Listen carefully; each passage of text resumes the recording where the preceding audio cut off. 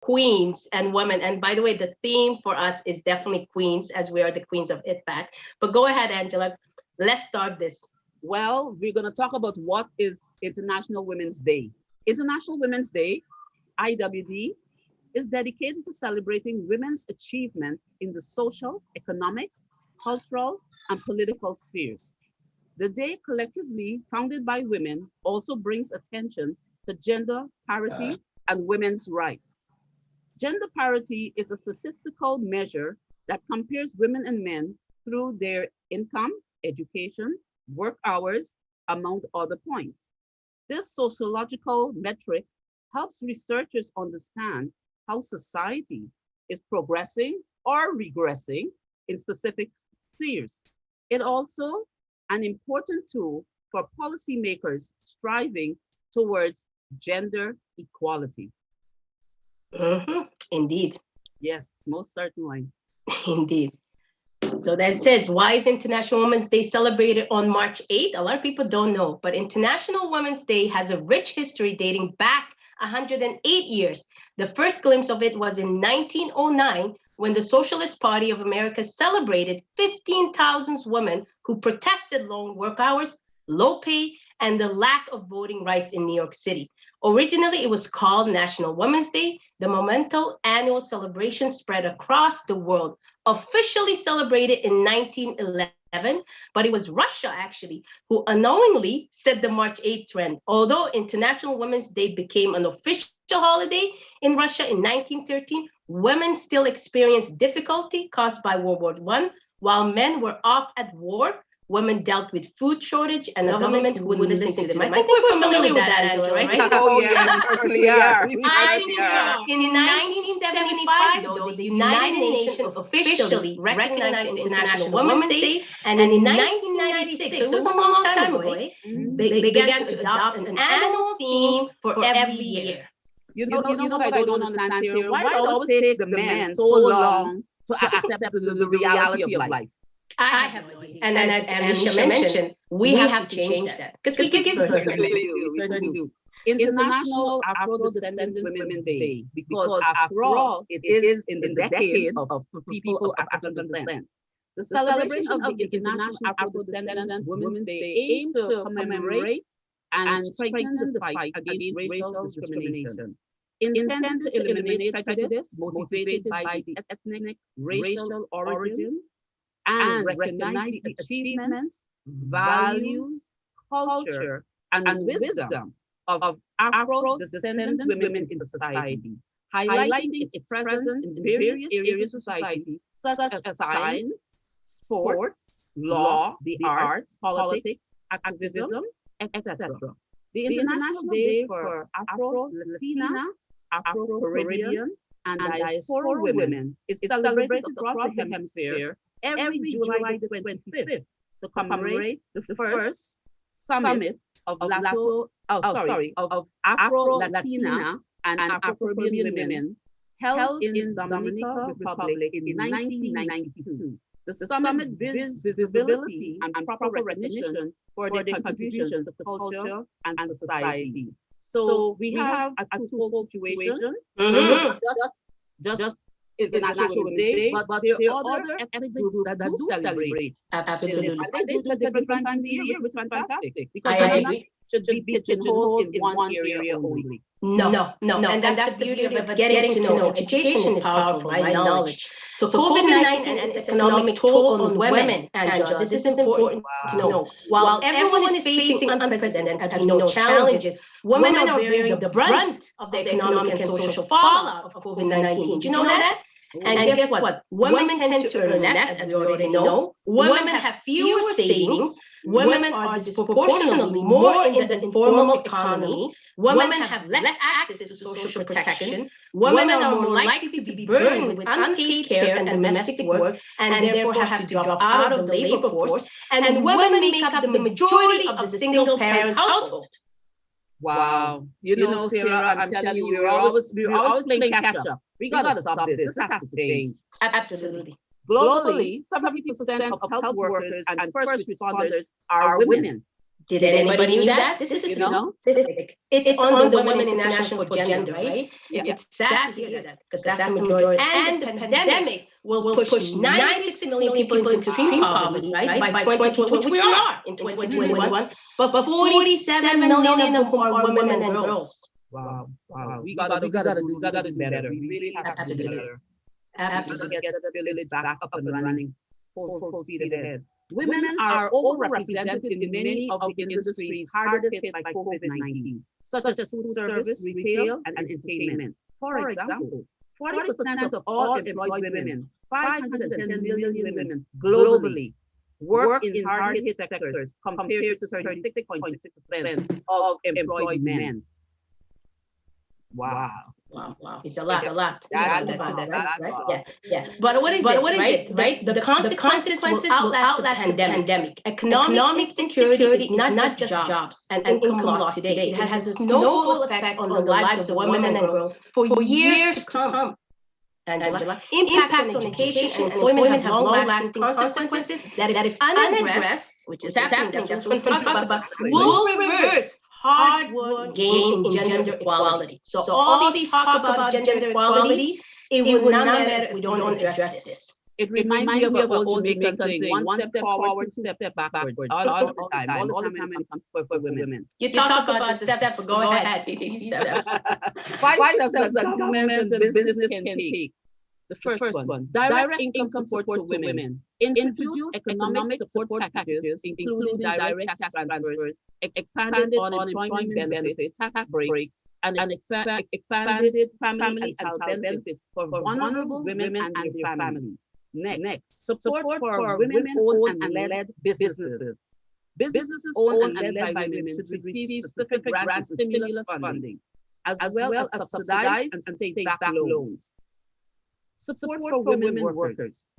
Implement gender-responsive social protection systems to support income security for women. For instance, expanded access to affordable and quality childcare services will enable more women to be in the labor force. Support for informal workers. Provide social protection and benefits for informal workers. And last but not least, reconciliation of paid and unpaid work. Yeah. Siri, you have read that last line. Yeah, it's provide the primary caregiver, which is us women. That's what we talk about with flexible work hour and all of those components. So this is huge. And I think 5 steps that the government can definitely take and needs to take. For 8 March, what is the theme then? Remember how we just talked about earlier about theme? Women in leadership, achieving an equal future in a COVID-19 world. That's actually the theme for this year.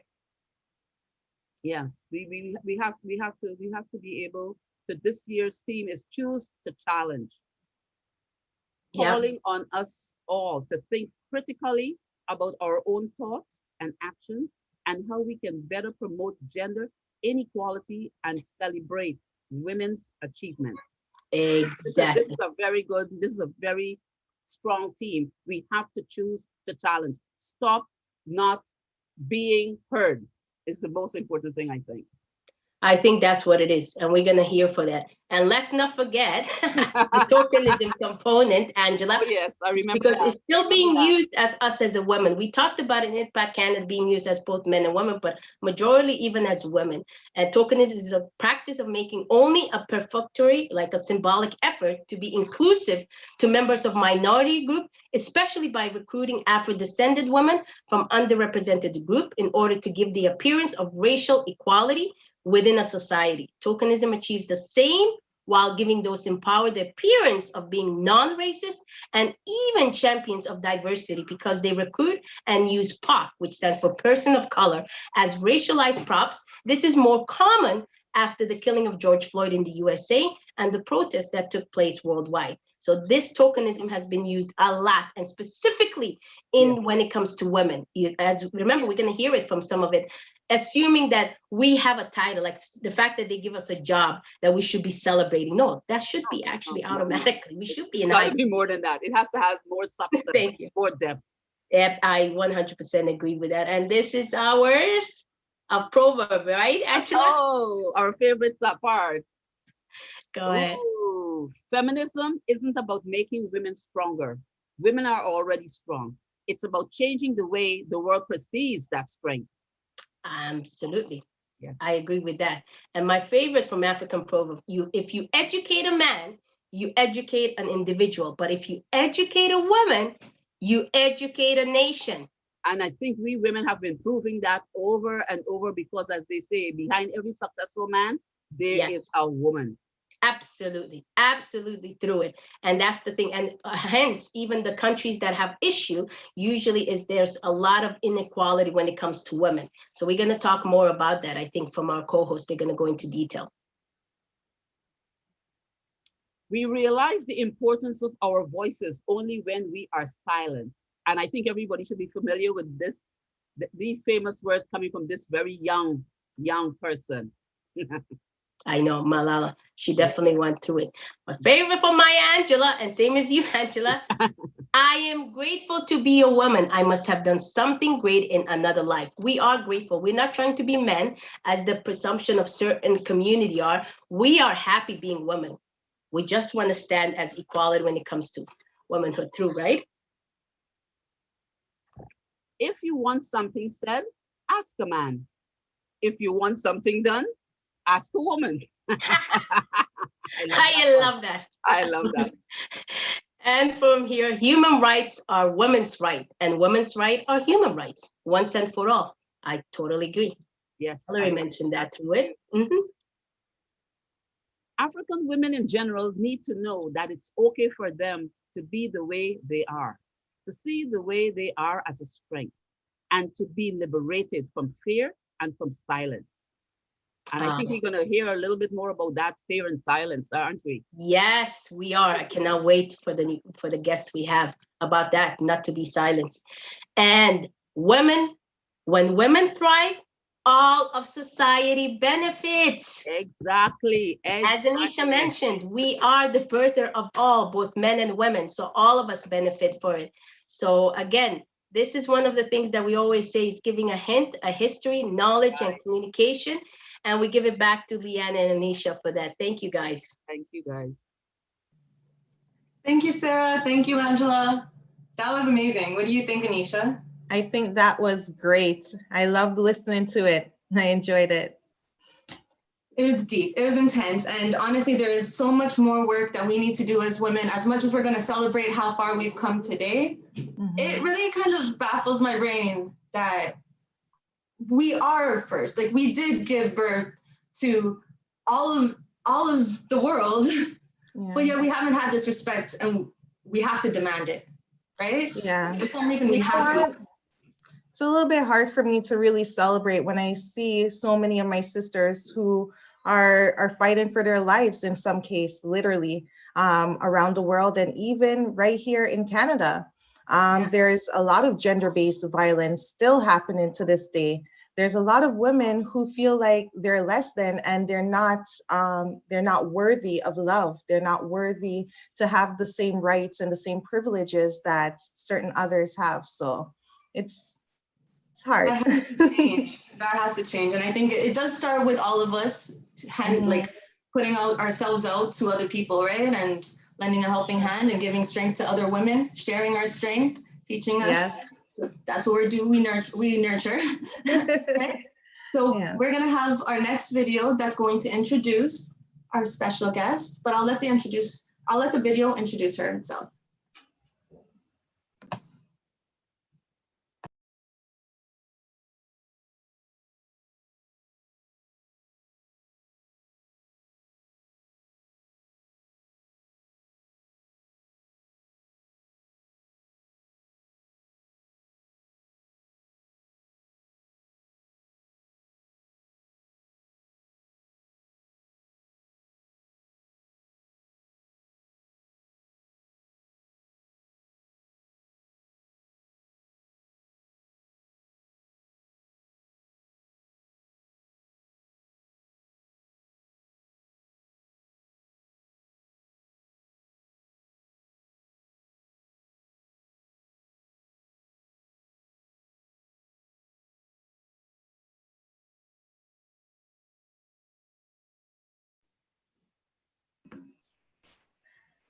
And I'm so honored to be able to welcome Malyun Ali, otherwise known as Queen MMS. She's a author of a book called I Cannot Be Silenced, which is a message she's sending across the globe and hopes to end the systematic silencing of women in Somalia and other Middle Eastern countries. Malyun Ali resides in Phoenix, Arizona. She's a mother of three and grandmother, businesswoman, visionary, trailblazer, and has become the voice for the voiceless. And as a result, YouTube has tried to silence her platform, but still she found a way to continue speaking for the voiceless and doing that work. Please help me welcome Mal Yoon.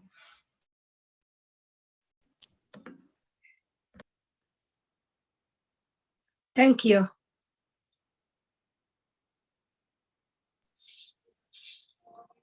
Are you hearing me, guys? Yeah, we can hear you, Malyun. Go ahead. Yes, hi. My name is Malyun Ali, and I am author, and I'm originally from Somalia, living United States. My English not very good, but I try my best. I am author. My book name is I Cannot Be Silent. And I'll be speaking up for voiceless people for 4 years and few months. And first time I come to the and starting for public figure, I talking about my problem for my family and my life when I was younger, what happened in my life. I hid it a long time. I didn't share in my family. Both passed away until I keep it that stuff. And when I was speaking up to tell the people what is going on in my life when I was child, and my community, they never see before. Some person like me, especially female or male, talking about that stuff. And they starting fight, they starting trauma, and they against it for me. And I'm trying to my best. And Sarah Ali, and she support me more than anything. And we got opened some group name is Dumerland, means women land. And then we see a lot of problem. And when I was see 2018, before they give me a lot of problem, I go a lot of courts, a lot of, gunshot, they gunshot my son. And all those kinds, they needing to be silent. And I cannot give up. I try my best. And I say I will continue because a lot of voiceless people, they calling me, they continue for me. And they say, oh, we have that problem, same, but they afraid her family, her father, or, mother or other family or Somali community. And then I will continue. 2008, I ran away from Minnesota when I see a lot of problem, and I come in Arizona, 2018, July. And when I was moving in here, when I live 5 months, and my community, especially Somali men, they attack me a lot. And a lot of women, they see what's going on, but some women they come in hostile, some women they afraid, some women they silent there because they believe it. I gonna give up, and they close my YouTube channel. A lot of people they watching, a lot of victim people they love it, they listening, they give encourage, and I say I cannot give up.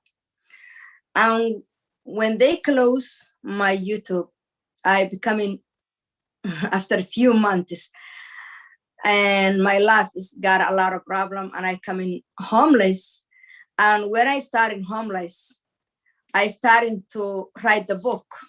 6 months, I becoming homeless in Arizona One night I slept the car, and my car I put in the parking lot. 4 hours I looking what place I gonna sleep. And then finally one young man, he called me, he said, I live one apartment, 1 bedroom. Can you sleep in my room? I sleep in my living room. And I accepted that. And 6 months when I sleep here, I started to write in this book is I cannot be silent. And my English not very good, but I try to be learning more English. And because I speak Somali language, I shave my hair. If you see my book, you can see that beige. You know, my hair is I shaving, and I take American flag, and I always say, God bless America. But I want to need in one day to all the world people, all is American people, they can see me, especially women, all the world women. It's not means color, is any color. It's not means religion, it's any religion, whatever they believe in. And also that's when I know my country has a lot of women, they are victim for marriage victim. I married 15 husbands. The reason I married 15 husbands, it's not that fun. I just started and starting to stop because I'm hiding something. And if you're interested in my book, finding for Amazon, Barnes Noble, Google, eBay, something like that. And I still needing to be writing a lot of books. And always I want to needing to helping a lot of women and children and victim people. I cannot say still I am survivor, but I'm almost, because I listen in a lot of women is to be talking about life in all the world. And I try to be, be continue. And I'm sorry, my English not good, but I try my best. Now I want to move to other country to want to needing to take more time and learning English very good. Thank you for you listening to me. And thank you, Sarah Ali. Sarah Ali, she always helping to me. I cannot say anything, but I know, she's a very, very, very good girl. She helping to me 4 years. She got a lot of problem coming, the community, and they attack her. But Sarah Ali, I say thank you very much. And thank you for you listening, guys. Thank you. I say give thanks to you for bringing your amazing story to us, and for all the work and energy that you do. We give thanks to you. Thank you for that. You're amazing. And I think we're going to take this time to ask you a few questions. And sorry? Yeah, go ahead. So my first question that I would ask you, Million, is, do you find that you being an African descendant woman, if that had played a role in you having the experiences that you've gone through? Be honestly, I speak Somali language. When I speak Somali language, my speaker is very high. I have a very good heart, and I, speak up loudly, clearly. But I will speak English. It's not, it's not when I speak Somali. But no, I didn't share it any, other country person. It's just the Somali people. But Somali women they afraid for Somali men is because they say culturally, and they say a lot of things. And if you are speaking up, they go the religion side, they go the wrong way, and they say, oh, the women when they come in United States, they change, they needing to becoming feminist. They, a lot of kinds, but it's not a feminist. But I'm talking about the real life, what is happening to me. I'm not talking about any person. I am talking about my life, but I didn't I didn't meet for other country person, people and women, and I will looking. Maybe one day I can find it for a lot of women is to be African or other countries. And I just want to ask you one last question. How is it that we can support you more and support the work that you're currently doing?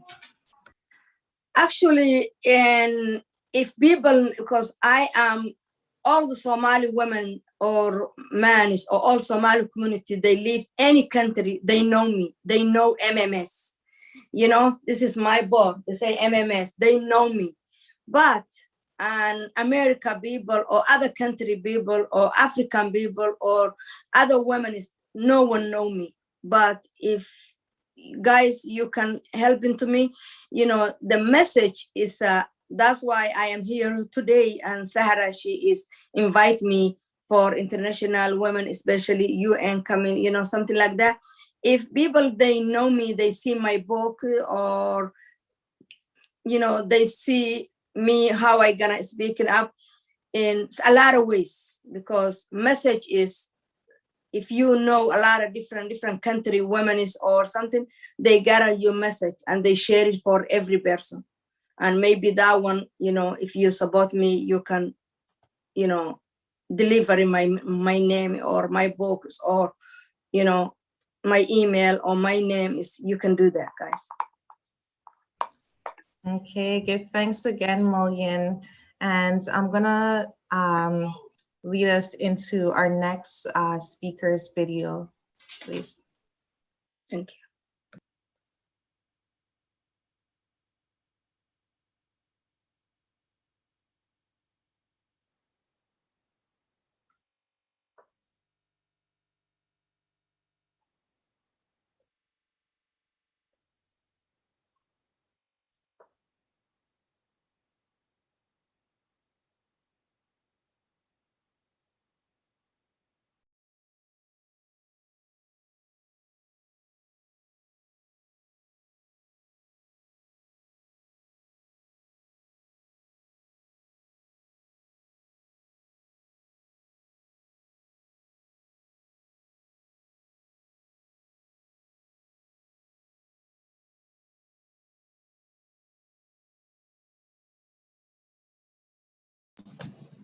Okay, we're just gonna take a minute to play that video.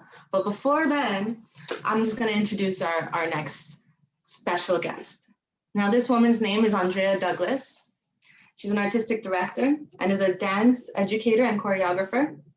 Andrea founded the Children and Youth Dance Center as a community-based dance program for over 25 years. She has shared the joy of dance with children living in underserved communities, such as Jane and Finch, Scarborough, and Lawrence Heights.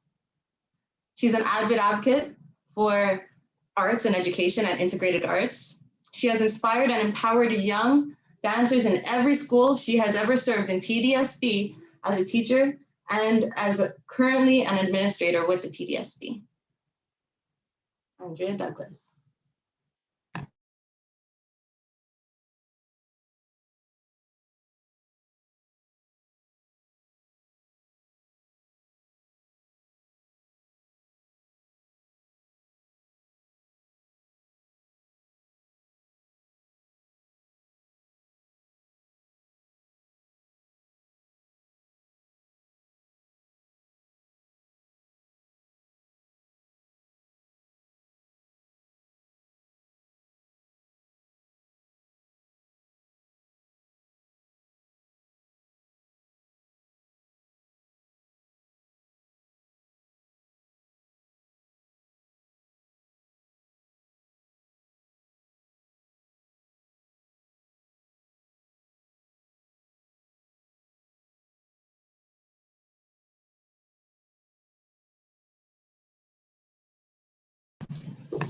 Thank you. I think we had some technical difficulties with the sound, but I hope you were hearing it in your head so that you could dance along with that music.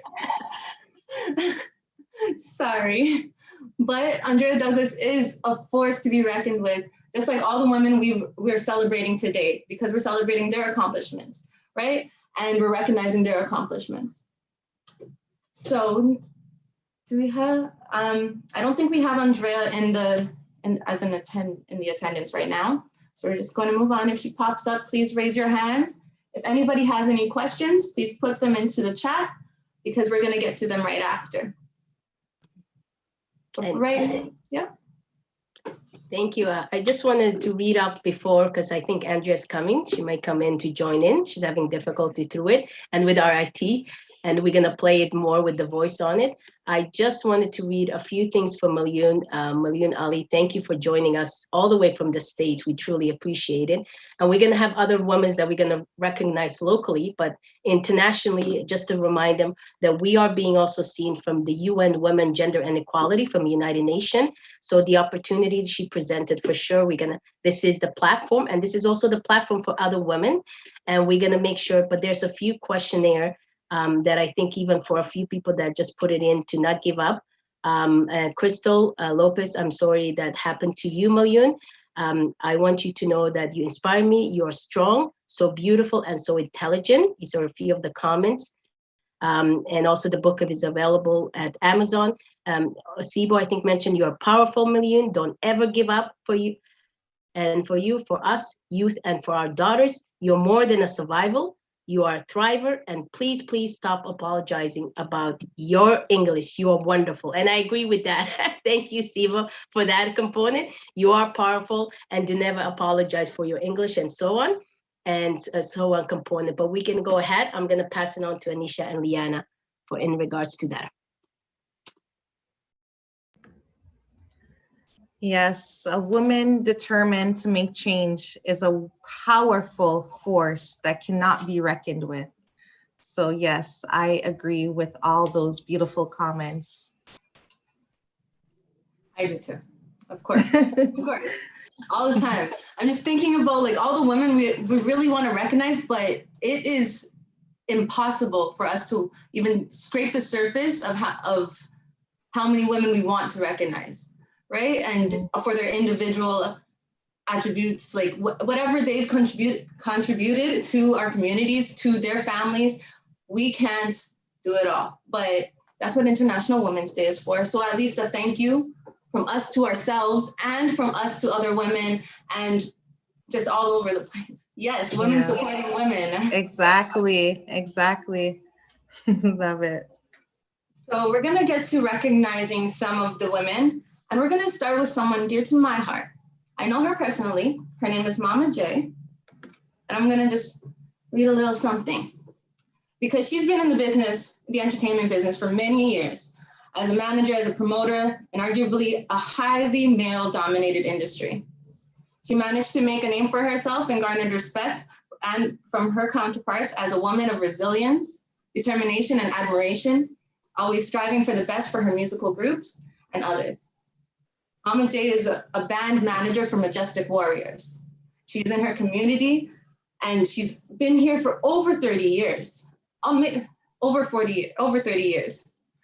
Every time I've personally done something in the community, she's been there, and every time I've attended something in the community, she's most likely there. If you've been in any of the festivals that have been in the city, from Caravana, Marcus Garvey Day, Jamaica Day, you name it, she's been there. Jambana, Rastafest, she's been there, and she's always kept the people together, brought people together, been so accepting of everyone. You walk into her home and she calls you baby, no matter what. She treats you like you're her own child, right? So I'm blessed to know her. I'm blessed to call her family. She's not blood, but she is my family. And I really just want to recognize those women close to us right now. Wow. Thank you for that, Liana. I would just like to give thanks to all our mamas. There is something that says, as you touch your skin and you admire yourself, know that you're touching all the mothers that came before you. Because in creation, we are born when our great-great-great-grandmothers were born. So it's just something I just wanted to put out there. So I would like to recommend all the amazing goddesses, queens that are doing more than your fair share, who are amazing mothers, nurturers, who are business women, trailblazers, women that are spending their time and energy to not only better themselves, but to better their communities. So with that, I'd like to give thanks, and I'm gonna pass it on. I'm gonna pass it on to Sarah to continue with some more recognitions. Well, thank you for that, and Anisha, and thanks for Liana for recognizing Mama J. I know she's very active in the community for sure, and there's so many other women out there, even within our panelists, a lot of people. But before we go in, I just want to say for the partnership for all of our partners, and let me tell you something about EdPAC Canada, specifically this. All the partners are founders. These are women that founded organizations. This is from Queens Leveling Up, who is the founder of Anisha that we have. We have By Liana as the two co-hosts. We also have Mother for Peace. We have Mace from Angela. And then we have all these other organizations that have contributed, that have supported us. And let me tell you, and also Back to Basic with B2B as Korea as our moderator. We have Int'L. Let me tell you something. The key thing is surround yourself with strong women who not only uplift you, but encourage you to go to the next level, including from our guests, especially with Malyun. That's who obviously as my inspiration that I want to always recognize, but also Jacqueline that we have from Toronto Black Farmers. Right. And I want to ask for the panel attendees if they want to recognize, even for themselves, there's so many women out there, so many of them that are there. And I'm going to give it back after I'm done to Angela to tell us who she wants to recognize for sure. But Angela herself, one thing with me, I notice it and I say this, I always tend to go for very, very strong women, right? My surrounding are very strong women, and that's because it's passing on the baton. And I want to always thank to those women that pass on the baton, like Angela Thomas, like Malyun, who always pass on to the next generation. And unfortunately, we want to pass it on to the next. So thank you for recognizing them, and also recognizing Selena, who wouldn't be able to make it tonight with us, who was the former MP who told our prime minister the word MF. She said no tokenism. No way, Jose. We want to recognize that. And I want to say that just recognition and celebration is not by title. We're not here tonight to say that, oh, I got promoted, or, I'm Sarah Ali and I have this degrees and so on. No, no, no, we're not doing it by that. That should be given. We're more than that. We're more than that. And that's what this International Women's Day represent for me specifically. But I'm going to give it up to everyone else. Angela, go ahead. I just want to say that you need to requeue because our other speaker is at the door. And yeah, for myself, I've lived in Canada, coming from a cultural background of two very dominant cultures in my country of birth. And I understand what our first speaker was speaking about. As women, you're raised, children must be seen and not heard and things like that. And I found that when I came to this country as a teenager, I finished high school and everything here, my post-secondary education, everything in this country. And it's amazing. It's amazing that for some reason, I had this caring and sharing that I didn't even know existed until I found myself out there as a young person volunteering, doing all kinds of work. And I was very happy to be doing it. Even though I ended up on Bay Street in Toronto at a bank, but I'm glad that I'm now in social work, and I am happy and proud to be passing the baton on to people like Sarah Ali and all the other young millennium women who are here tonight. I'm not trying to date myself. Yes, I'm one of the older ones here tonight, but it is nice to see the kind of work that is being done. There are a lot of women around the world that I salute. Some people say to me, "Are you serious?" And I said, "Yeah."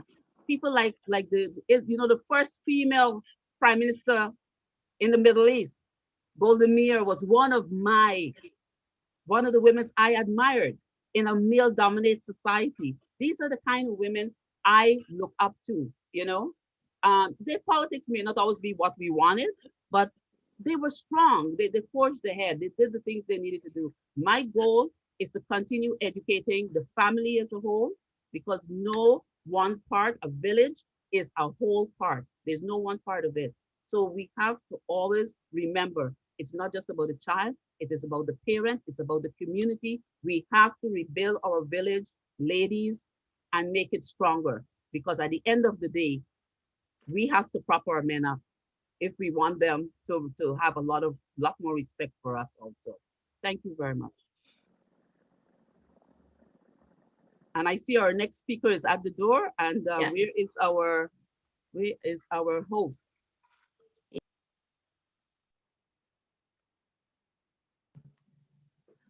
We have Miss Andrea Douglas, everyone. Why is it? Oh, my video was off. Sorry, I thought I clicked it. We have Miss Andrea Douglas, everyone. She's here to join us. Yeah, I just gave a little blurb about you, so everybody's already been pre-introduced. Is there any, we're gonna play this video again, but with sound. Let's go.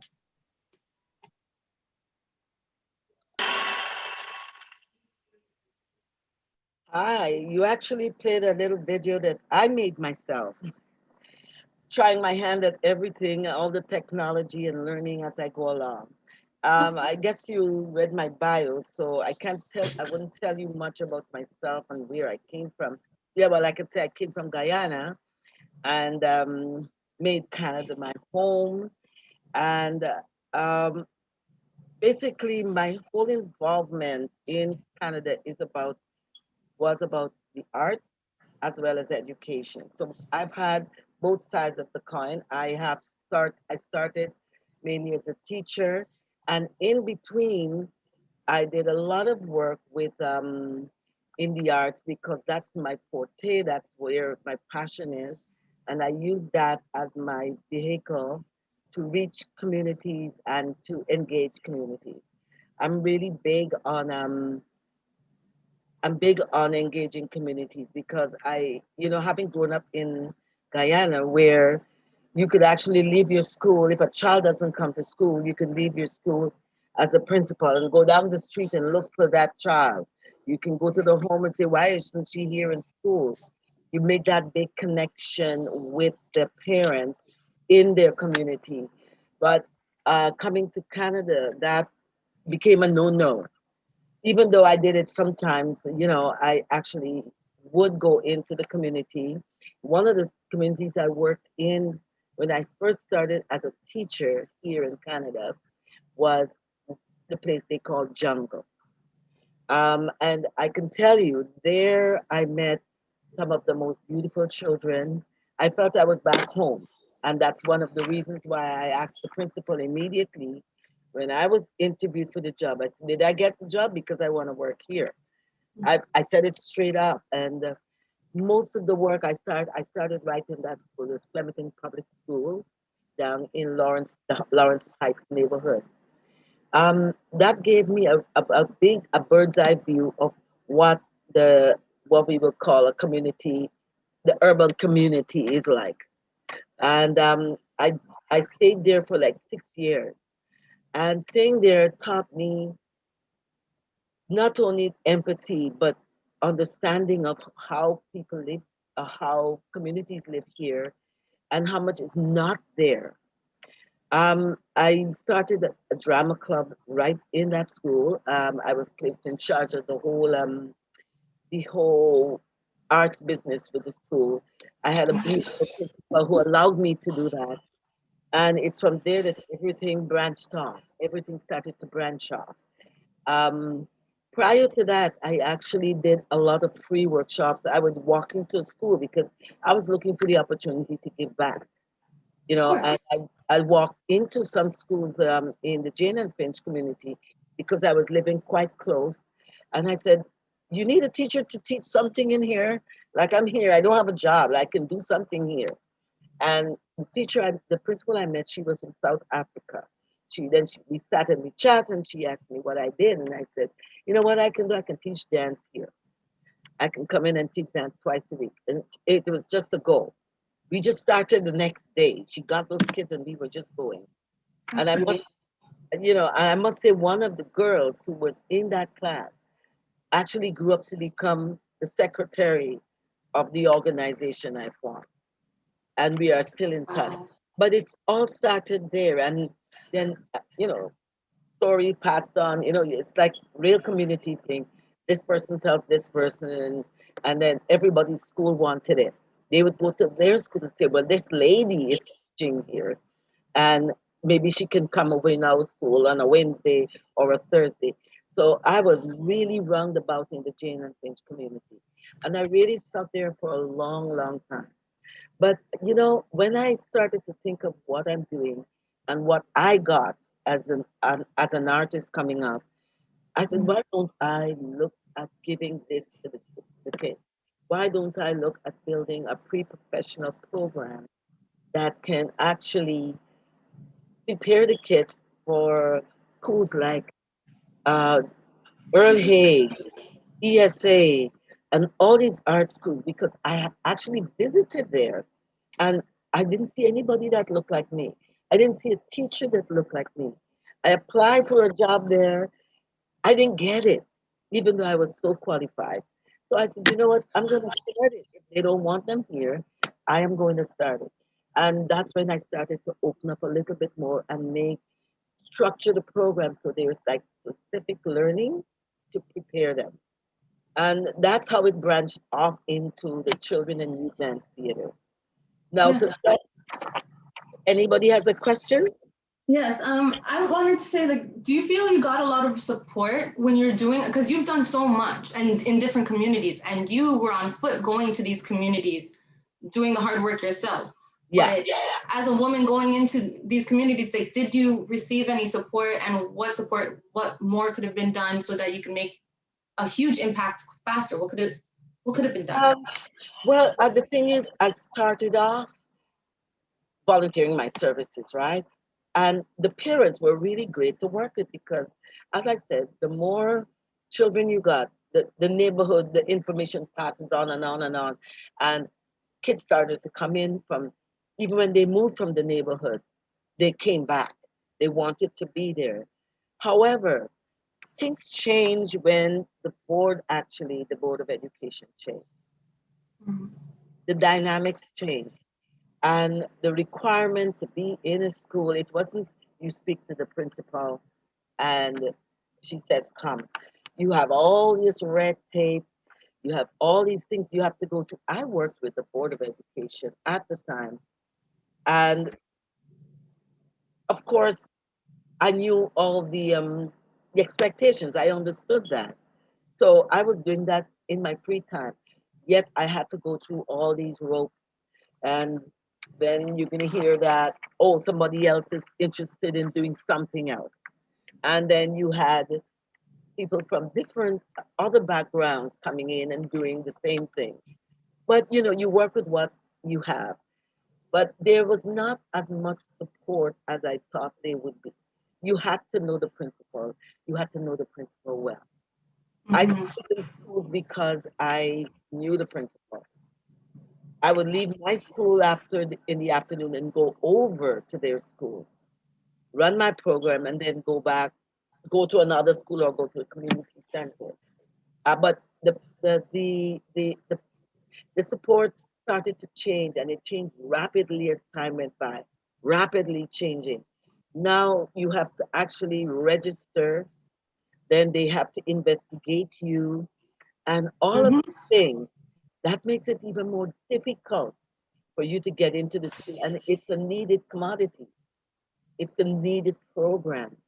So Yes. I basically just moved them out of there and concentrated on the kids who wanted to come on their own and parents who wanted to support on their own. Understandably. What during your journey, did you face anything or do you remember anything that happened where you're like, wow, like this really just happened because I'm a woman or because I'm a Black woman? Like, did anything happen that you had to overcome? Or because a lot of the times we kind of are passive with when things happen. We don't realize that it's actually happening to us because we have to unlearn this disrespect, to be honest. But Uh-huh. what's happened to you in your journey that you could even remember if you can? My I always I wore these blinders all the time. I wore blinders. But as I grew in my profession, as I moved from being just a basic teacher, trying to educate students holistically, training the right and the left side brain, teaching teaching through the arts, and kids gravitating to you, and kids wanting to be in your class, parents wanting their kids to be in your class because the education was wider, the method was different, and it was much warmer. Some of my supervisors felt that I could go even further, so I would do some workshops with other schools. But then I decided the whole amalgamation came into place, and you could go to any school. So I chose to come closer to home. Big mistake. Big mistake. The further up I went, the further I was pushed away. I would say, as a Black woman, I was pushed away because I was successful with what I was doing. I was always successful. I remember going to a school in Scarborough. I was a vice principal then, and your responsibility is to keep law and order in the school as the best way you can. And um, I was working with a group of girls who they're a little on the hyper side, but they were friends. They were friends from kindergarten. But the report I got was they're always fighting, and their behavior is terrible. So I went outside to see these little ones. They were fighting at the time. There was a fight, so I brought them all in, and I said, I'll take them to the gym. Just go do something over there, because I was watching a few kids. Yeah. They were singing and dancing in the corner. I watched them. And I said, you know what? Come here, come here. I asked them, just make up a dance and show me by the end of the detention. When I looked at what these kids did, I said, these kids are talented. They can do something. They can create. Next day they came, they had their detention. We did the same thing. When that detention was all done, sorry, when that detention was all done by the Thursday, they came back on Friday and said, can we be in detention again? They were actually volunteering to be there. Yeah. So well, I let them go, and I stuck around, and they showed me what they did. I immediately moved into setting up a program, and it's going to be at lunchtime.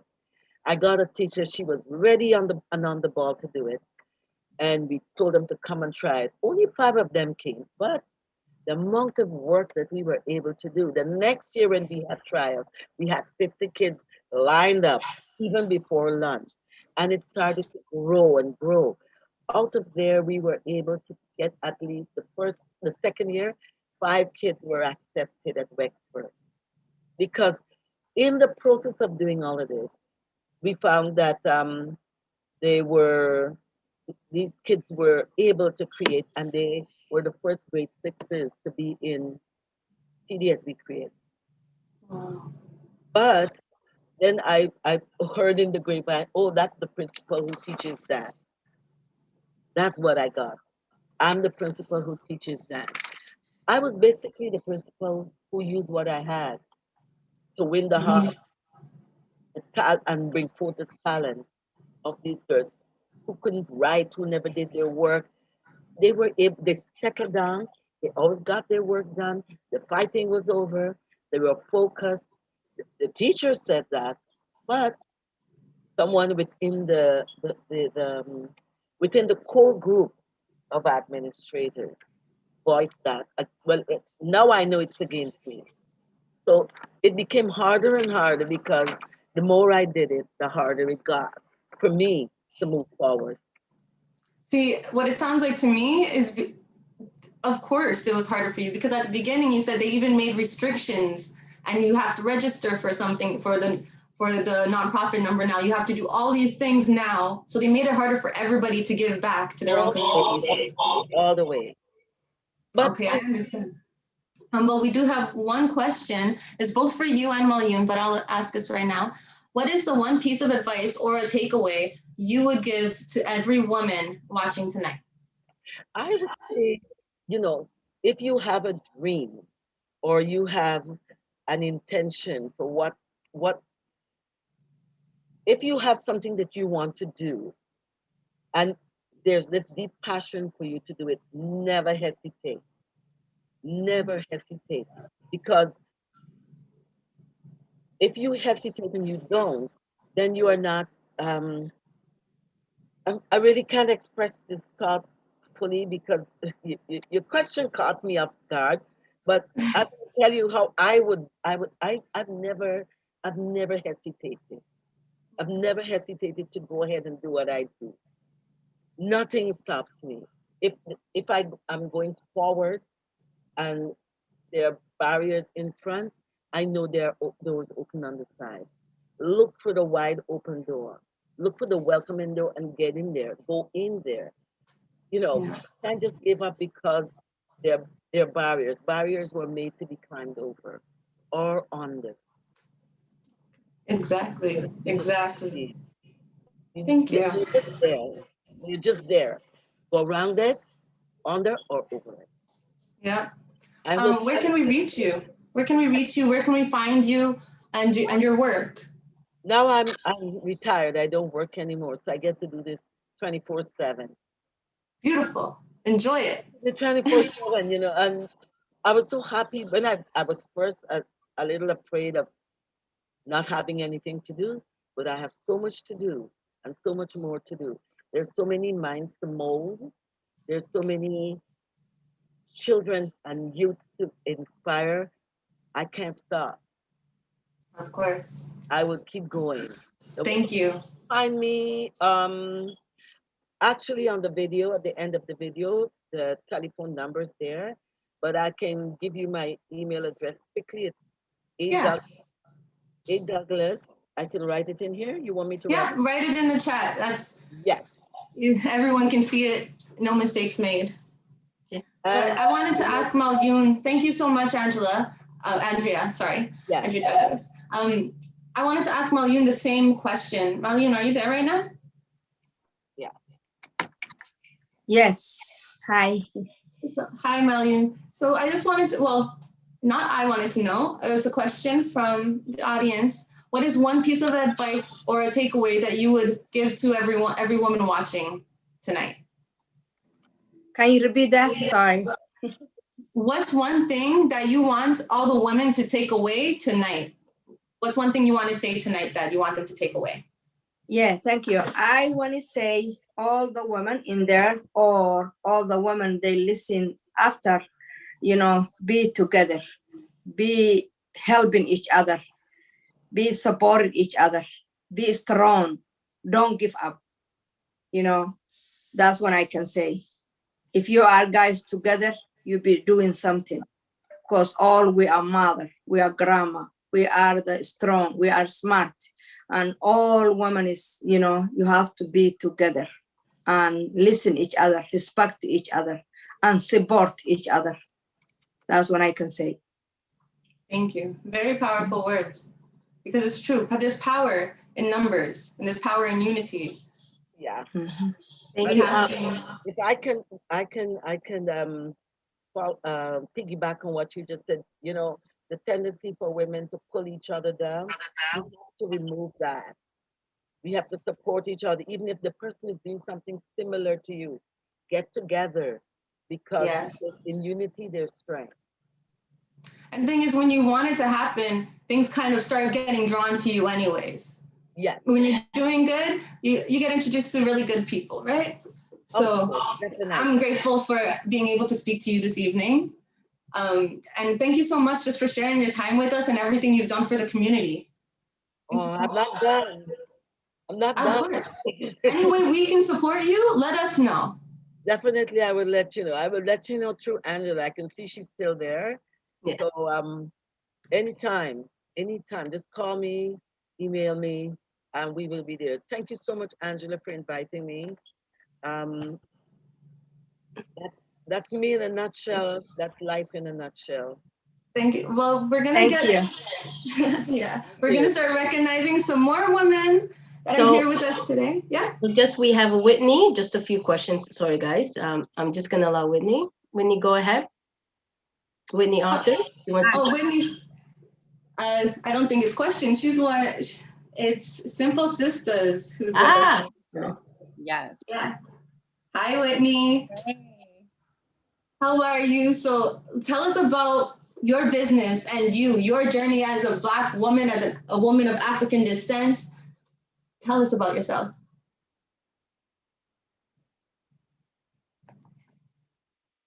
You're on mute.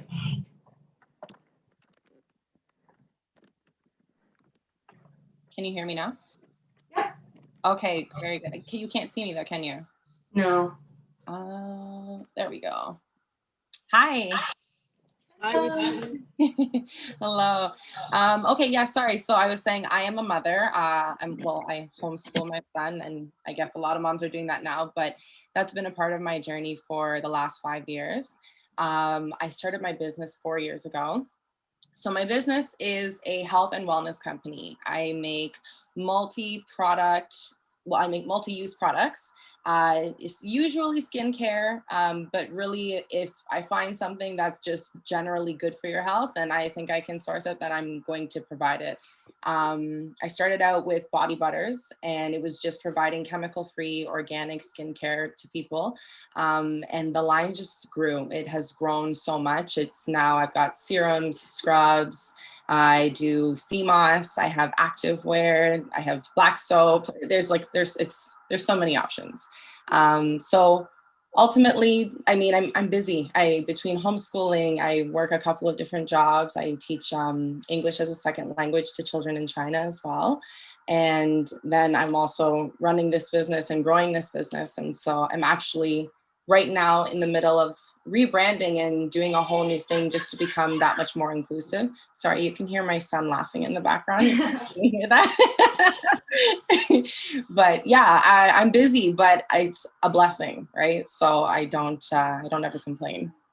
Of course. What inspired you to, like, I know we all want to be chemical free, or at least I hope everybody wants to be chemical free at some point, but what inspired you to just really go natural and even your locks, because your hair was not like that before. So even your locks, like, what is your journey like? Because it's inspiring. Thank you.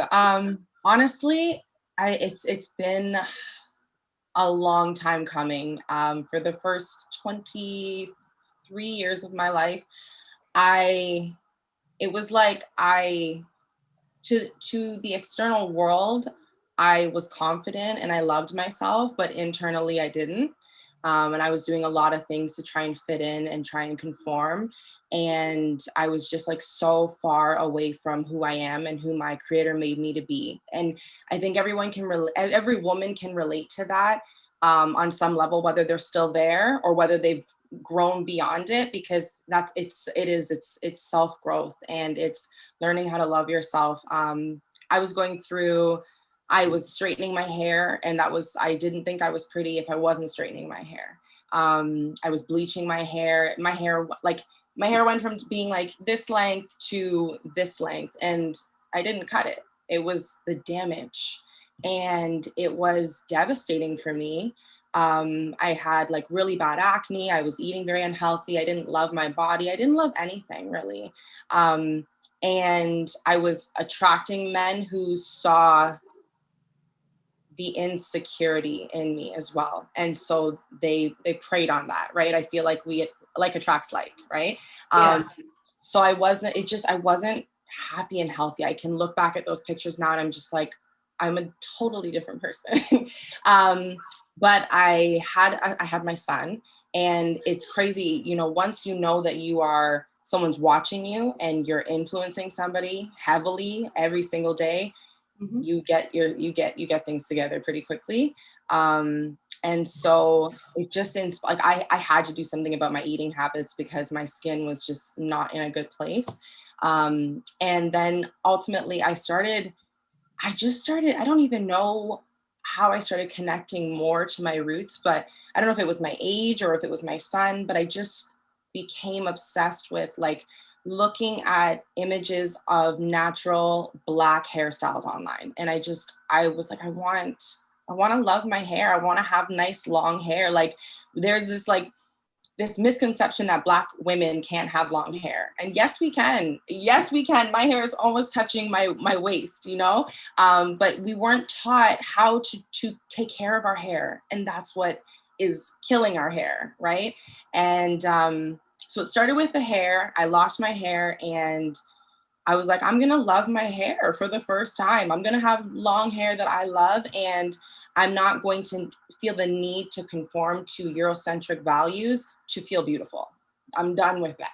Sorry, with that, right? So it started there, and then I realized that I had to attract a different kind of man now, even, right? So it was like I was kind of like peeling away layers of mental conditioning that had been put there for years, you know, like as a Black woman, I realized how young it started, where they were trying to teach me not to love my dark skin or love my full features or love my kinky hair, right?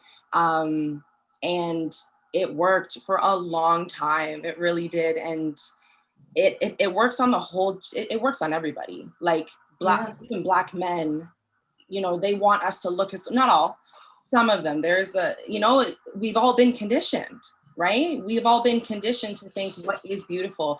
And it's a lot easier to find self-love when what you're being taught is beautiful looks like you, right?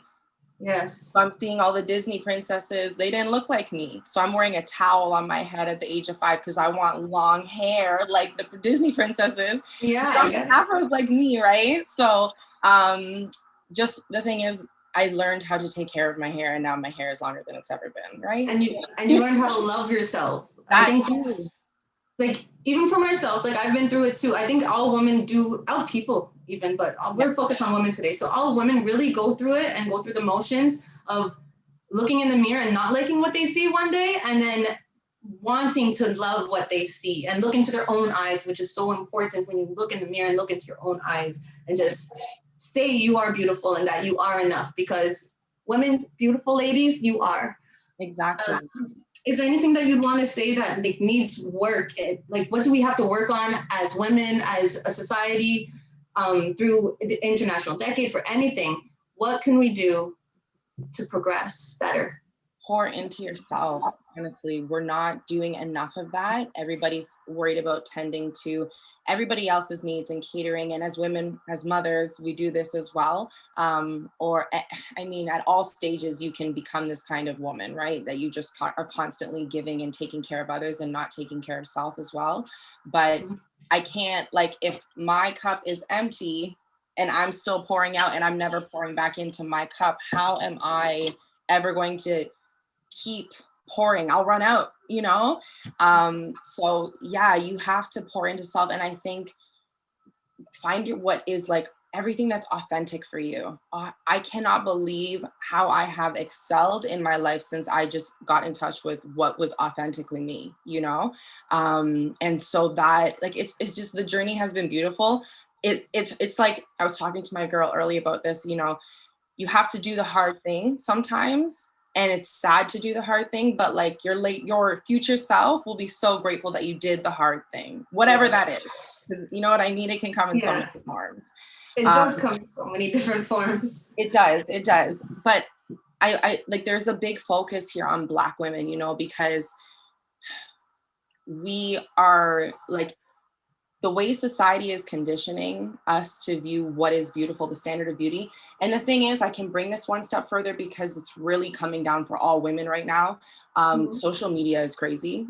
And we're constantly comparing, and we are bombarded with beautiful filters like, oh, wow, I can look like this, right? And all the classes and all the enhancements and all the fillers and everything that we can do today. It's beautiful, and self-expression is beautiful, but check your intentions. Why are you doing that? Why are you doing, like, are you doing that because this is how you want to self-express, or are you doing that because you feel like you're not beautiful unless you do that? You know? So find what is authentically you and pour into that. I found a natural Black hairstyle instead of having to conform, and I figured out how to maintain that and nurture that, and now I love it. And that's just me. I wake up and I love what I look like every day, right? I don't have to go out and maintain certain enhancements to love myself.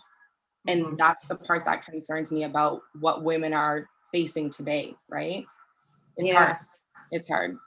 Thank you. Thank you so much. That was amazing. Like, to me, that was informative. I really wanted to hear, that's what I wanted to hear. Like, I wanted to hear what you really think. And it was amazing. So we do have one other person. Is she in here right now? Let's see if she's in here. Yeah. We'll Sandra see. with us? Yep, Sandra's here. Just Oh, wait.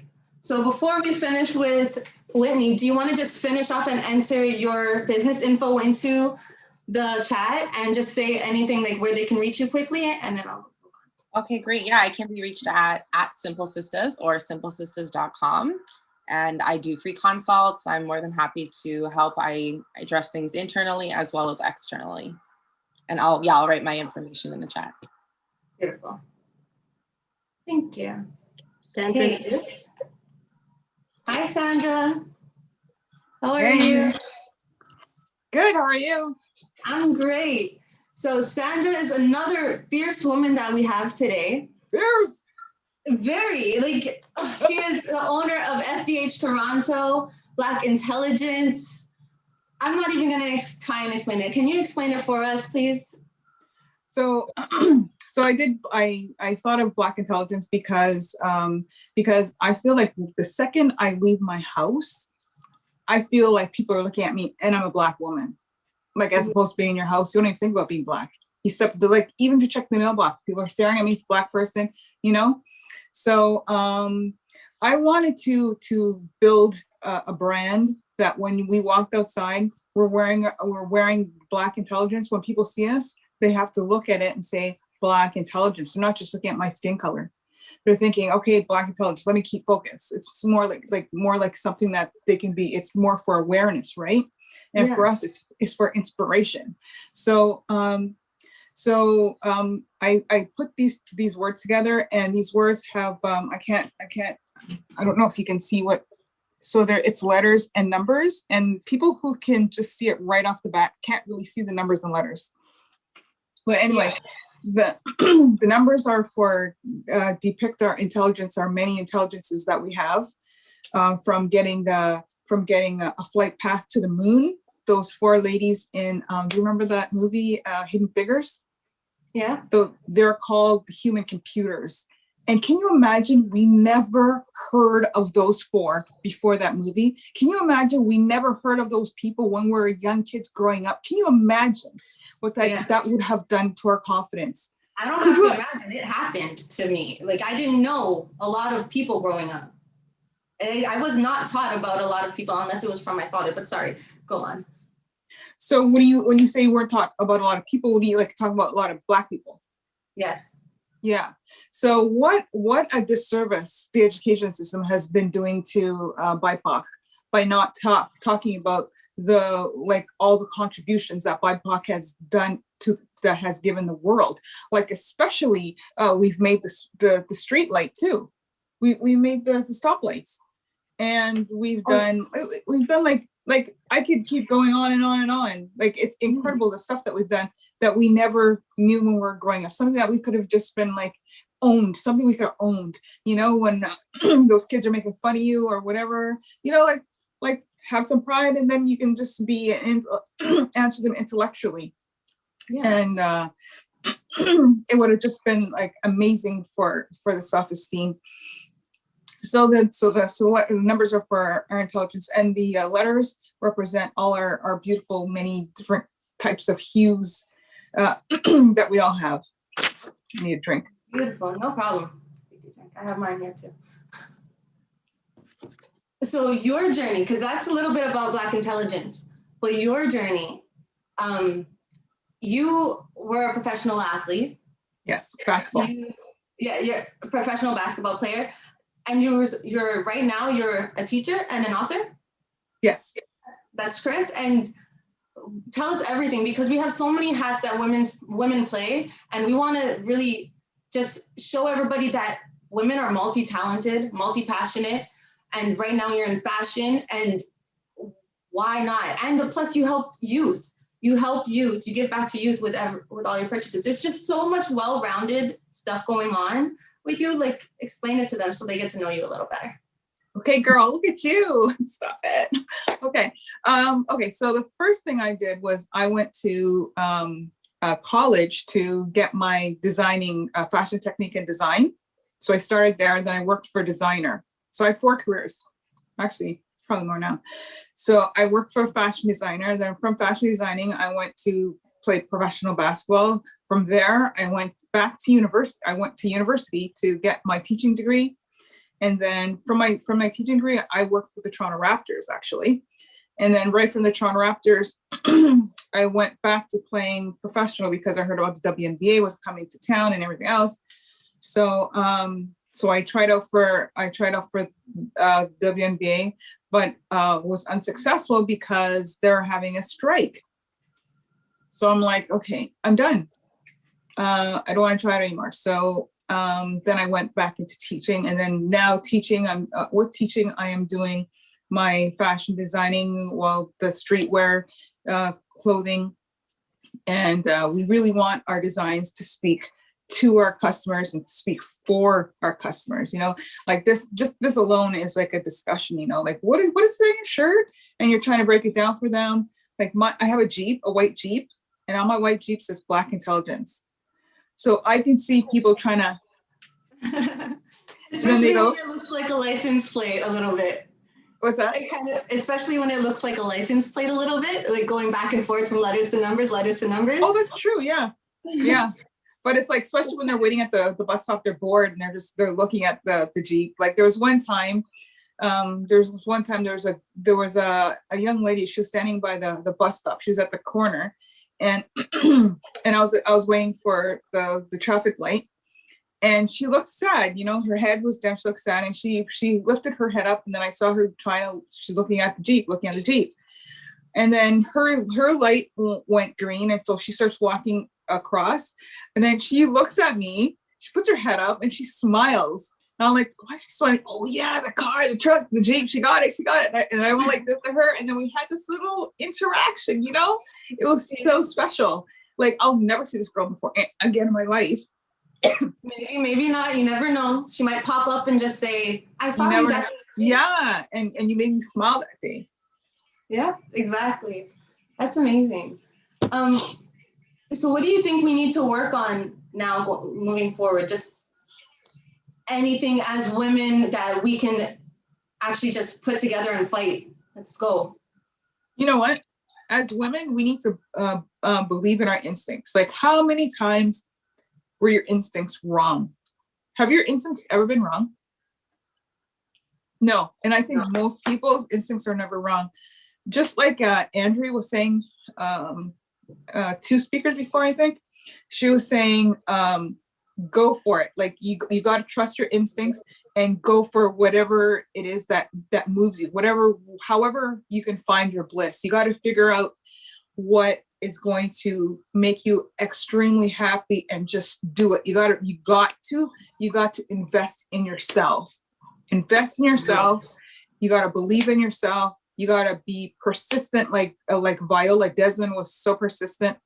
She was in the Roseland Theater. She sat there. She was in the white section only. And she was like, I ain't moving. You're gonna have to drag me out of here. So they dragged her out, but she kept on fighting for it. She got a lawyer, and I think she lost the case. And then she left. She was heartbroken. She left, and she eventually died. I think she died of a heartache because she died early. She died really early. And boy, her story, I tell that to my students every single year, and it doesn't need to be for Black History Month. I have a whole lesson plan on her. And I find so much strength from her. And then 2010, her sister launched an appeal, and then she ended up getting a free pardon. So she was exempt of all what the Nova Scotian government did. They apologized. Her plaque is up in the government offices. It's such a beautiful story. And now she's on her $10 bill. Yeah. So that is like, for me, is like persistence personified. That's what we need to do. We have to keep putting in everyone's face that we can be those women yes. existing. We also have to be able to coexist. I don't know if you watch. Angela was nodding and smiling the whole time. You're speaking Angela's language right now. Like everything you were just saying is Angela's language. Oh yes. She's holding up her $10 bill. If she put on her mic, you'd be able to see it. So yeah. Did you want to tell us anything more about Black intelligence and about SDH Toronto? So that yes, I'd love to. Okay, so we started about 2 years ago. I just started doing this Black intelligence. I didn't think of any, like, I didn't think it was going to go anywhere, and I was just happy to do it, you know, because I just wanted, like, if a few people bought it, I'd be really happy, because I just find that it's just very uplifting. One person told me that he said to me, Sandra, this incident happened to me, and I was in an altercation. And then I said to him, well, what did you say to her? And he said to me, I didn't say anything. I was wearing my Black intelligence shirt. I had to represent.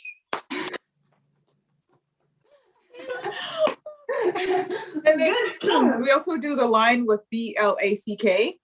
Do you know that one? The Friends line? I think I saw it before Black intelligence. Or was it yeah, well, it was at the same time, but we're promoting Black. that one first.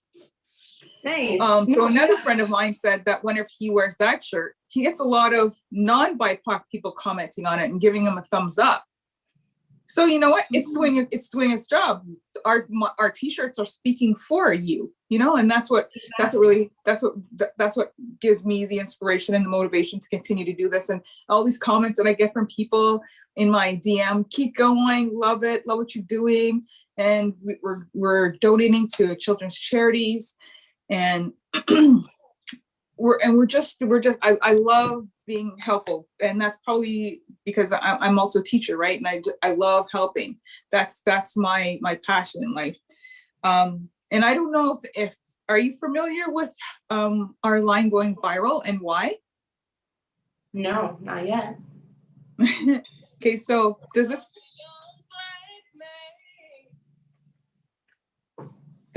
oops. One sec.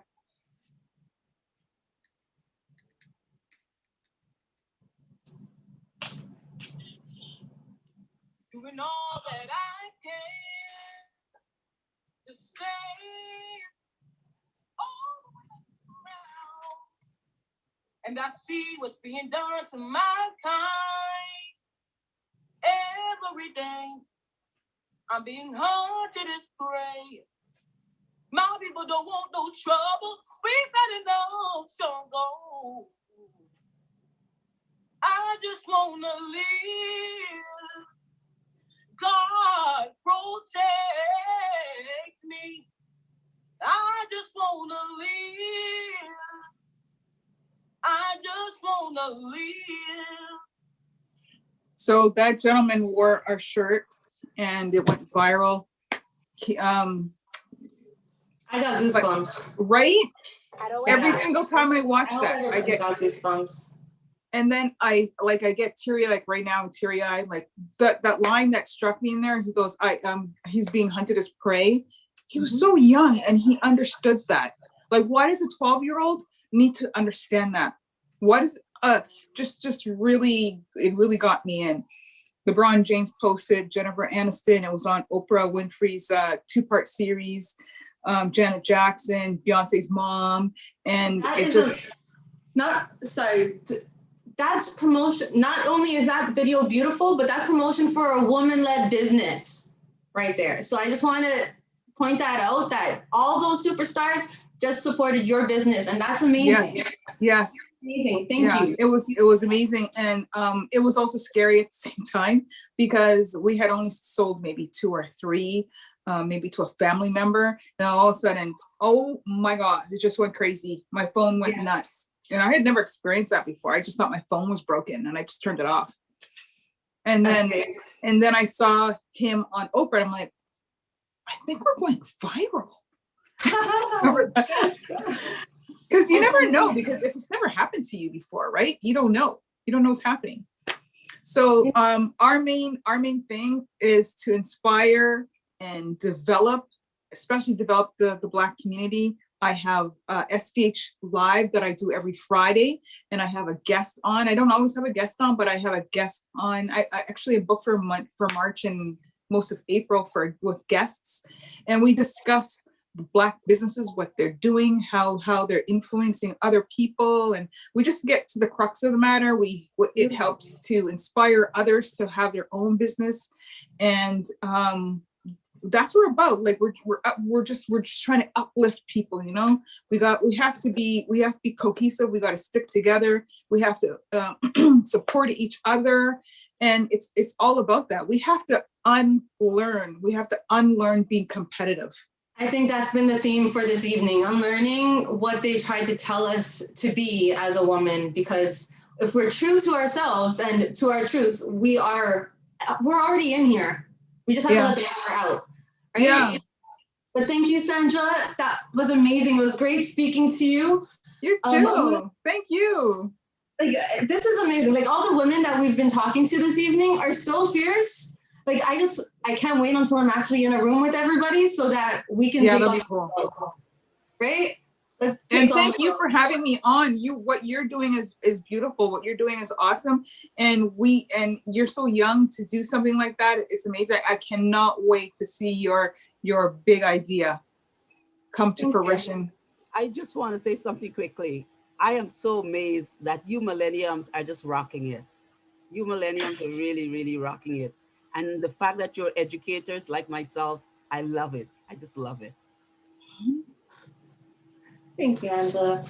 Do we have any questions from the guests, from audience attendants? Yes, and Liana, thank you very much for that, again, for our co-host. I'm going to start with the panelists through it, and thank you for the guests. But now we're going to go into the questions of who the panelists are for the ITPAT Canada. And please, again, for our panelists, the information is going to be on the chat, but we're also going to make sure email us at itpatcanada@gmail.com for all their informations for all the panelists. And also even on our website, we are going to make sure that they are recognized. Again, I just wanted, for people that don't know, we are live streamed in 24 countries right now. So you're being watched internationally. We are at the UN Women Gender Equality. They're part of us. So we're the researchers. So this is not a regular webinar, as the saying goes. This is an international webinar. This is being viewed from all of it. So we want to give a shout out to all of our ITPAT Ireland members who are watching us. ITPAT Germany, we salute you. ITPAT UK, ITPAT USA, who are representing for the International Women's Days. But the biggest things I want to say tonight is not only that for our panelists, and by the way, please send us the t-shirts, as the going said, because we want to represent, and also for Andrea Douglas with her phenomenal, I've met her personally, MMS, I've known her, we're going to still meet up, and Women Line, and I just want to give you guys a few shout out through it. Yes, we can. If you guys remember, this is the flag of the women, right? Women movement flag. Yes, we can. So I want to invite some of you for now, for the panelists who started for the ITPAT Queens, because we got to also recognize you guys. Yeah. I know that people tend to just ignore that, but let me recognize you guys and your effort. I want to start with Jacqueline, if she's here, to start one of our fierce ITPAT Queens that put it on the map. And when we say by ITPAT, it's an international decade for people of African descent, and almost 2, 3, 4 years ago, that she made sure that the grassroots leaders are aware of what's going on. For people who don't know, it's a 10-year decade. We're on the 7th year. I'm not sure if Jackie is there with us, but we'll come back to it. I want to give it out first to Anisha for Queens Leveling Up, and follow up with Angela. Anisha, if you can tell us a little bit when it comes to the women. The queen is in the house. The queens. And this is the queens. As Anisha introduced another queen, which is MMS, right? This is the queen night, right? So Anisha, can you tell us when it comes? Because now we're going to go, me and my question going real deep raw, right? Yes. To it. When it comes to us as a woman, specifically melanated, and this is where I've learned from Queens Leveling Up, melanated women is different to saying Black. What do you think is biggest issue when it comes to us as an Afro descendant? What are just 2 of those? If we get rid of that, we can truly be the most powerful woman that we already are. what would it be since you're the Queen's Level Up? Go ahead, Anisha. Sarah, you know me. So I think you know what I'm going to say. It's our mental conditioning. If we do not change how we view ourselves, how are we supposed to teach anyone or let anyone know how they're supposed to view us? It's gone on for way too long that we were told we need to be this and we need to be that. We need to do this. This is proper. This is what's not proper. This is appropriate. This is not appropriate. No, it's time to say, hell no. We're not going to allow you to tell me who I am. I'm going to sit down and I'm going to meditate and I'm going to listen to who I am. Well, Thank you, Anisha, for that. well Thank you said, very- Queen's Leveling Up. She didn't talk about her group. She didn't say, you didn't talk about leveling up, what it means. Yes, sorry about that. So Queens Leveling Up is an organization that I founded, and it's very new. And it's all about the unlearning of the colonization and reconnecting to our innate truth that is already within us. And the most difficulty that I've found through my experience is giving myself the freedom and saying, yes, I need to connect to my roots. And really saying, no, I'm going to say no to what I was taught. I'm going to say no to indoctrinations that told me that I was nothing and told me that I didn't have power, so that I'm able to access and own in on my innate power. Thank you. Thank you, Anisha, for that. And I'm going to go into, since already Angela's speaking about it. Angela, another fierce woman, and has also organized it. It's funny because most of you guys are all entrepreneurs and have businesses. So we're very blessed and glad for it. But Angela, let me ask you a question in regards, what have you found through all your experience, specifically when dealing with women? What is certain, like one thing that, again, that I ask Anisha, but one thing that we need to change if we even want to compete in this man's world? Go ahead. Well, for those who weren't on our Black History Month webinars, and it came up as part of our presentation, Sarah, crabs in a barrel mentality. We have to stop it. We have to stop the crabs in a barrel. You know, we tend to forget that in order to walk that pathway or walk up that ladder, we have to pass our sisters along the way. Forget about the brothers for now. We're talking girl talk. We have to. What is wrong with stretching your hand back a little bit and pulling them along with you? Come on. Let's build this village back up. As women, we are the architects of our society. We have to get back and build our foundations over and solidify our foundations so that our next generations, I mean, I can go tomorrow. I want to know that I've passed the baton on to women who are going to be there, who are going to say, yes, I have to help my sister. Even though she irritates me, she bothers me, I don't like her attitude. At the end of the day, we are stronger in numbers. It's been repeated many times tonight. We have to bring each other along the way. I think the biggest problem is one of the words, your favorite word, Sarah, tokenism. We have to stop being tokens to the big society. It has to stop. I am not going to be your little decorative piece sitting there, you know. And if it turns out that you have to be, oh my gosh, please let it be twofold. Learn something from it and pass it on to your other sisters who are not as fortunate to be there with you.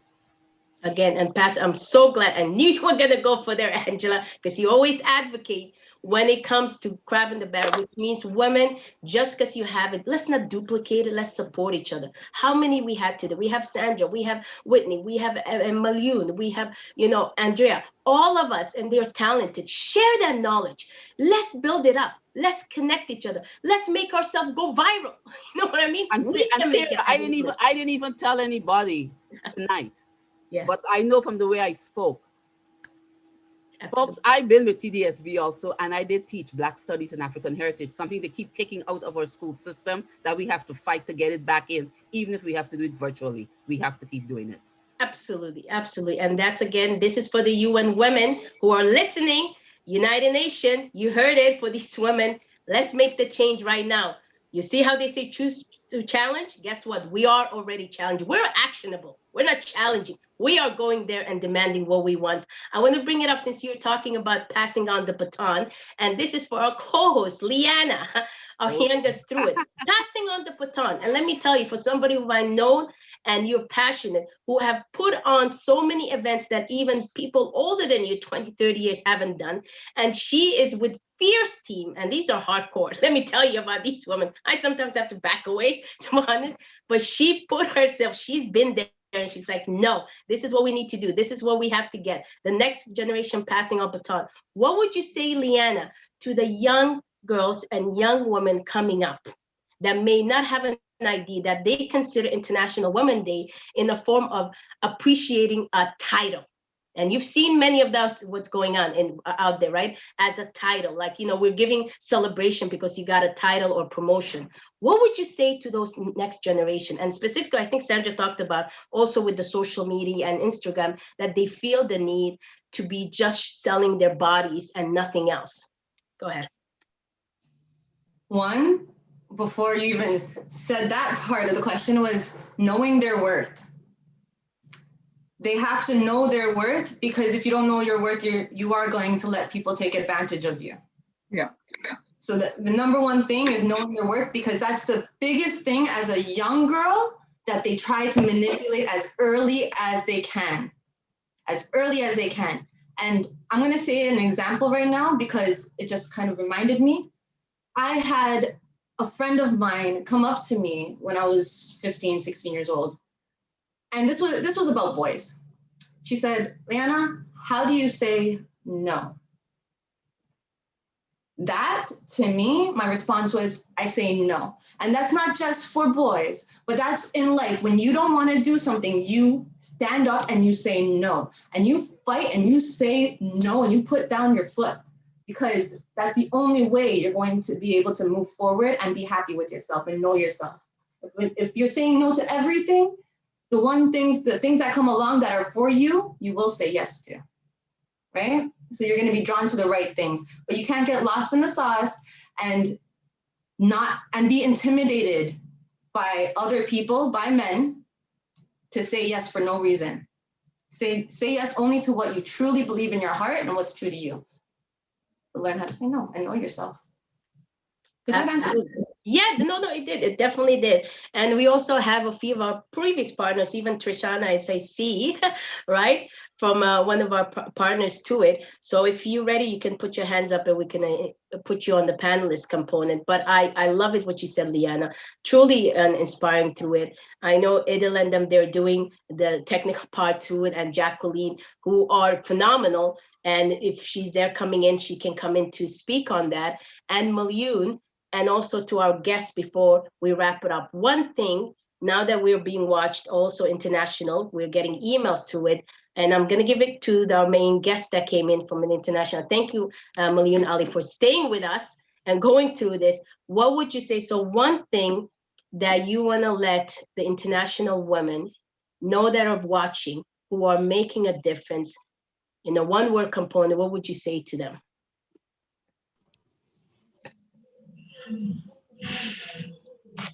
Oh, Jacqueline here. I think it was for Malyun. Malyun is still there. Jackie, are you with us? Yeah, I'm listening to you guys. I'm just working. Never ending. I just want to, Jackie, before we go to Malyun, I just want to ask you, because people don't know you, but you are fierce when it comes to the decade, presented in the grassroots level as a woman. And still out there, what would you say one thing when it comes to Afro-descendant women, things that we need to change to repel, to move forward? Gosh, there's a lot of things, but I think one of the most important one is self, right? You have to work on yourself. Yeah. And for us, I often ask what are we celebrating? Because they don't even acknowledge us. We have to get out of those standards, as they put it, the colonial ways, and try and reaffirm other ways that we can actually do work together and make money together and empower ourselves and do all the things we need to do as women. It's a fucking hypocritical system telling us one thing and it's doing the next. You know, if we're going to come together as women, we must stand unequivocally as women. We don't have to take we owe no one any explanation. We can do what we want, but we have to change our mindset. And as Angela says, it's not just us. We have others looking up to us. You know, we have husbands, partners, you know, whatever you call them, at your side. So you always, even when you don't want to be strong, you have to be strong. Because you still have to carry yourself. You still have to carry your part of your existence and your responsibilities and all of that. So it's bullshit. I want all of them to hear it is bullshit.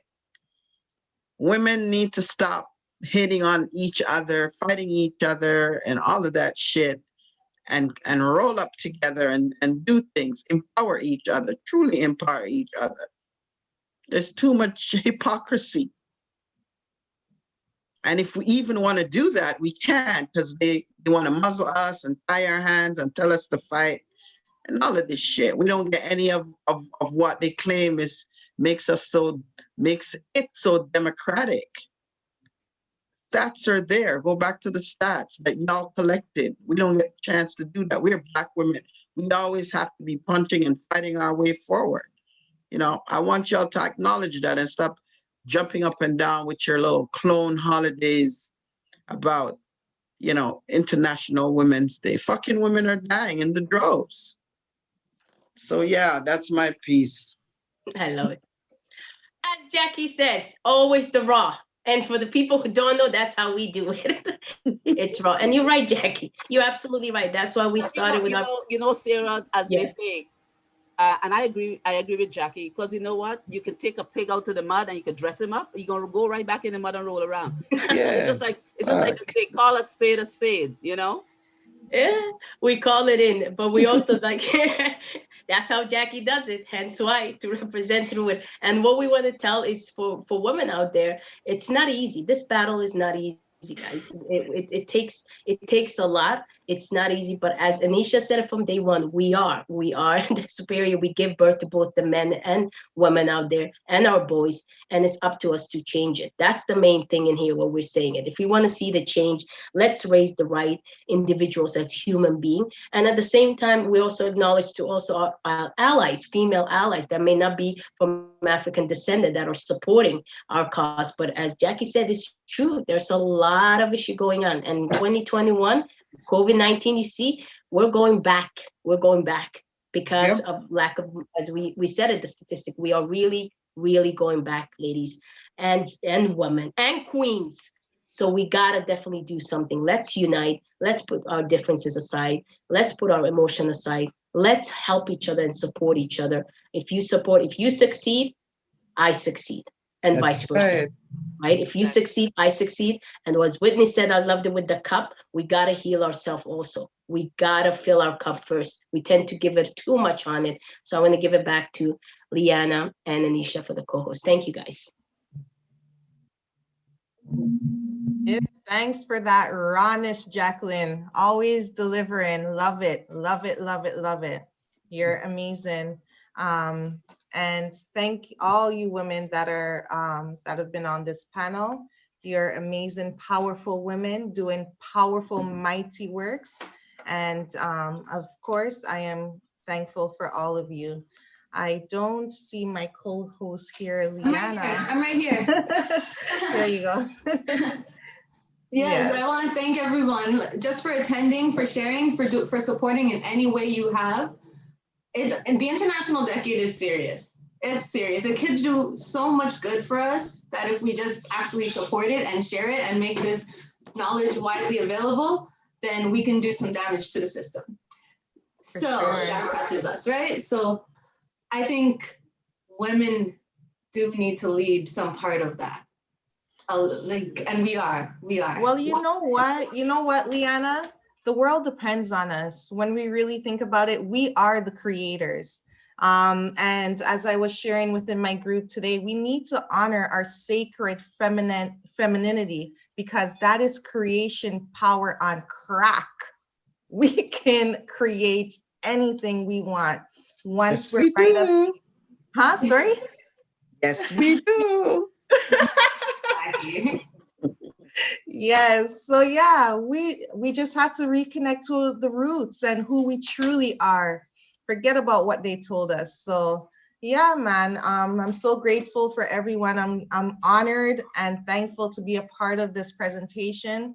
I'm so thankful and grateful that I am an African descendant and that I'm here with all you other women to share this day. And I look forward to us working together in the future and continuing to build. And one day we will look back and say, wow, look how far we've come from this day. Before we go, I want to ask my two co-hosts, just give me 1 second. I want to challenge everybody tonight that somewhere when this COVID finds its way where it's supposed to really go and disappear or whatever, we make a promise to ourselves. And guys, I did it a little late. And the first time I did it for my 50th. Make a plan to go to the motherland. If it's one thing you do before your lifetime, make a plan to visit the motherland. I had a rude awakening and I am happy for it.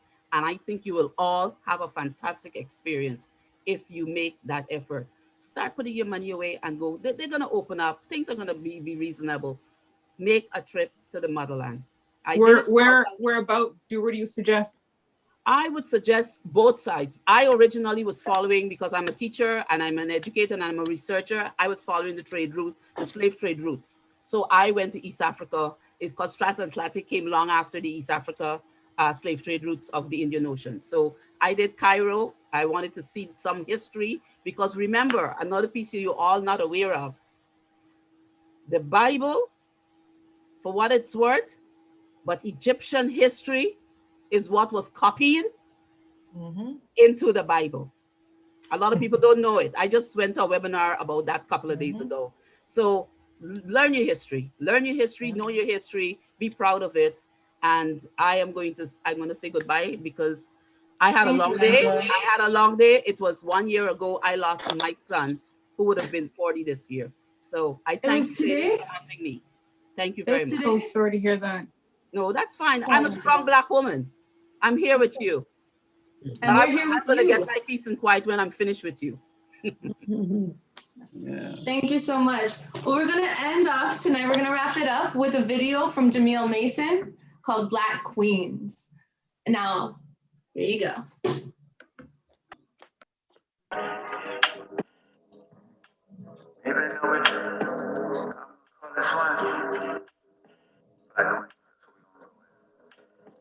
Yeah, this one for Black Queens. Yeah.